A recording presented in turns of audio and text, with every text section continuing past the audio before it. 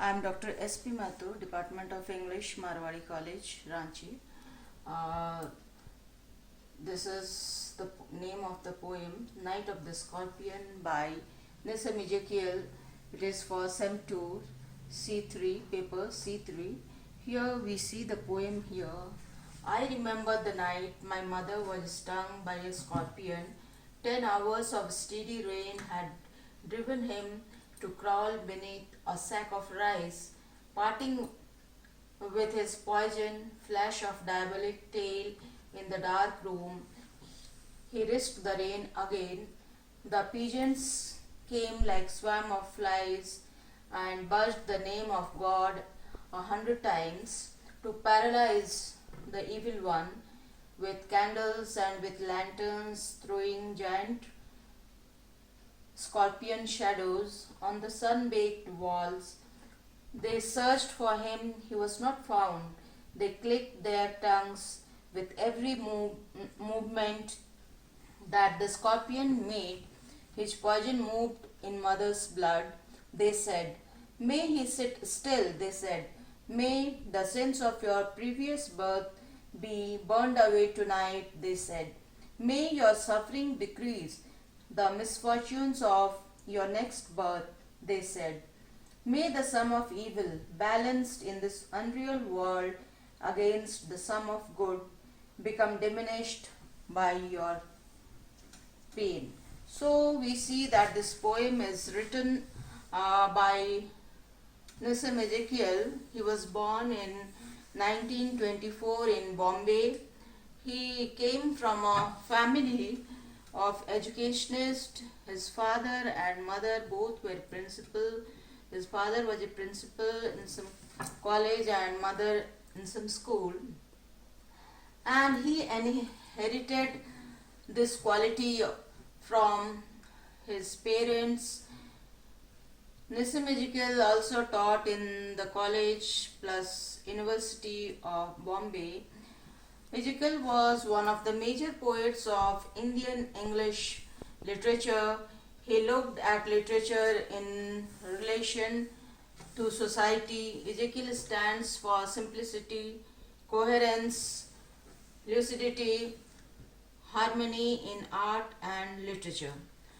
The present poem, Night of the Scorpion, was published in the collection The Exact Name, which came out in 1965, is one of the finest poems of Nissim Ezekiel.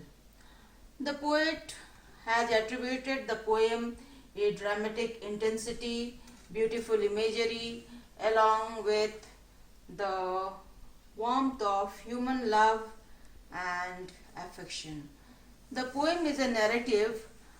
With this poem doesn't have any division of stanza. It is written in free verse. Only we find a difference in paragraph when we see the last 3 lines which separated from the original poem. So the poet remembers the night when his mother was stung by a scorpion. 10 hours of steady rain. So the rain was continuously raining. It was raining continuously, heavily for continuous 10 hours. And his mother, the poet's mother was stung. Sorry, the poet's mother was stung by a scorpion, and this scorpion hid in the same house under a sack of rice, parting with his poison flash of diabolic tail in the dark room. He risked the rain again. So we see that he has been hidden for some time, and after injecting his poison into the toe of the poet's mother, he risks and he runs away and vanishes into the rain. So we say diabolic because it's a sinister one. Its tail, it injects poison through its tail only. So it's a sinister one, and we have seen the night of the scorpion. It itself means night. Night resembles evil or darkness. The pigeons came like swarm of flies and buzzed the name of God 100 times to paralyze the evil one. So the poet says that the pigeons were simple folks. They came running towards his home. The pigeons are compared to the swarm of flies because even the flies who come in a group, similarly the pigeons also came, um, and they were murmuring the name of God. They were praying, they were incanting something. So the poet says that by praying to God, they thought that they can paralyze the effect of this poison. With candles and with lanterns, throwing giant scorpion shadows on the sun-baked wall, they searched him. They searched for him. So we see that all the people, all the villagers, those who were present, those who came with candles, some people with lanterns, and when they were moving in search of the scorpion with lanterns and all those things, their huge shadow fall on the house, sun-baked walls. They search but without any result. He wasn't found, and now they clicked their tongues. So now they starts murmuring this with every movement that the scorpion made.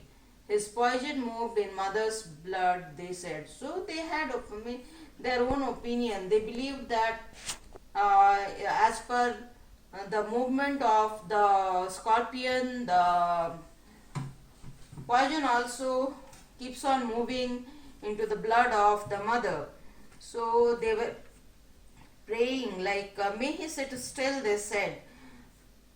They were speaking to each other. They were praying that God let him sit still so that it doesn't go more within the vein of the mother. May the sins of your previous birth, and they are now talking again, they are conversing with the mother, or they were giving a kind of solace to the mother that it may be your sins will get purified tonight by bearing this pain. You will get rid of all evil of this of your previous birth. They said, may your suffering decrease the misfortunes of your next birth. In your next birth, maybe all you won't have any sin. May the sum of evil, so all including good and bad, they are saying, balanced in this unreal world, imaginary world. In this imaginary world, they say that everything good and evil or good and bad, these two things will be in a compromising position, so that the pain at present, the pain which the mother is feeling will get decreased. She will feel less pain. May the poison purify your flesh of desire and your spirit of ambition, they said, and they sat around on the floor with my mother in the center, the peace of understanding on each face, more candles, more lanterns, more neighbors, more insects, and the endless rain.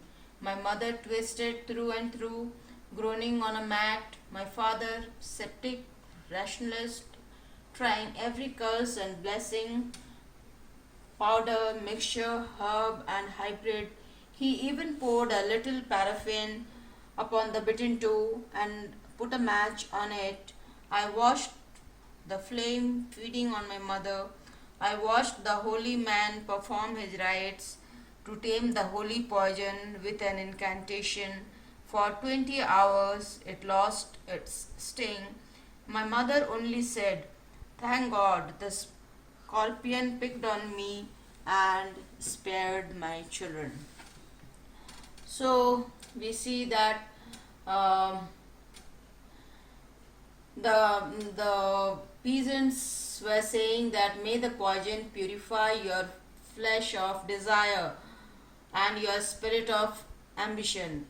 That is the human desire or any kind of ambition, if she has in this life, that could come to an end, that will purify her body, chastise her. All the ladies sat encircling his mother, and their facial expression was such as if they were trying to understand what's going on within the heart of the mother. More candles, more lanterns, more neighbors, more insects, and the endless rain. So we see that more people were coming, and hence there were more candles, more lanterns, and more neighbors. And hence it is raining continuously. The rain is endless. Naturally, it is dark outside, and when there is lots of lots of darkness outside, naturally the insects try to come inside the house. My mother twisted through and through, groaning on a mat. My mother was continuously groaning, sitting on the mat.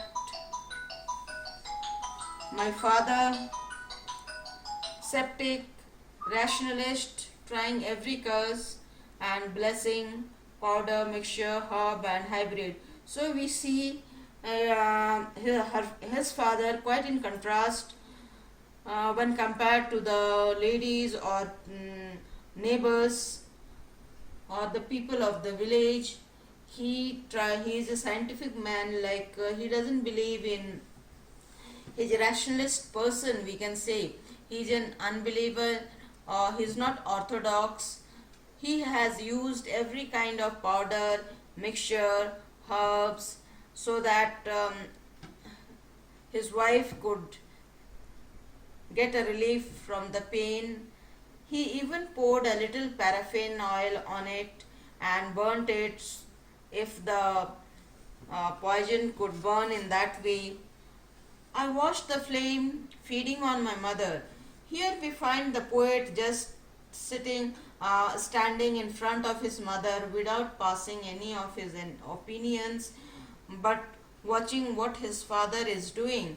And I watched the holy man perform his rites. So there was a priest who thought that by incantation of some mantras he can relieve the lady from the pain she is having.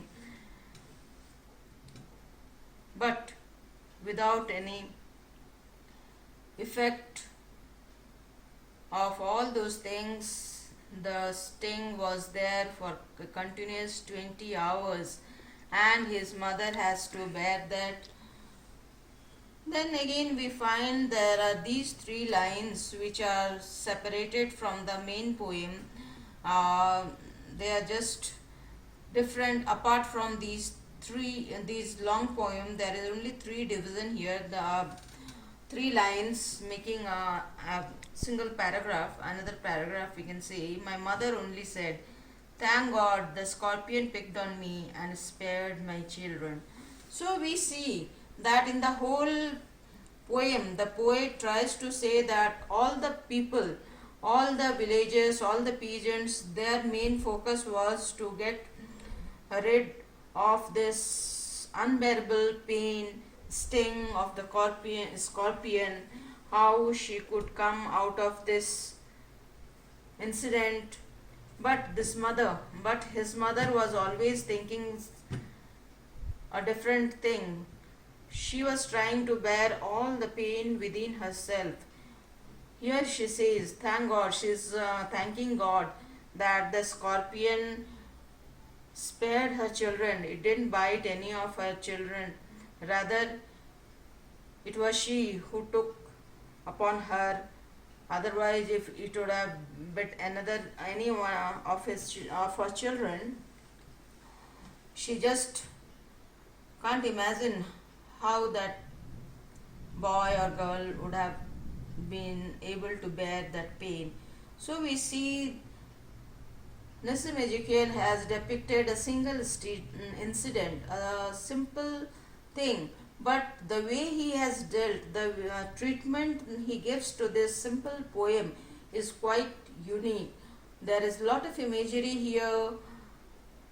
Every word is fully functional, you can say, and there is a contrast of old views and new views. There we have the pigeons with all unlogical. Whatever they say is not logical, but still the poet's father agrees to it, and he on his own behalf tries to think of science. He takes the medicinal herbs so that she can get cure of it. So there is a contrast of old and new things, modern things, old beliefs, modern beliefs. On the whole, we see that the poet has dealt with a little issue to such a which making it such a great. The feeling of the mother is fully shown. The poet has given a true justice to a mother's feeling.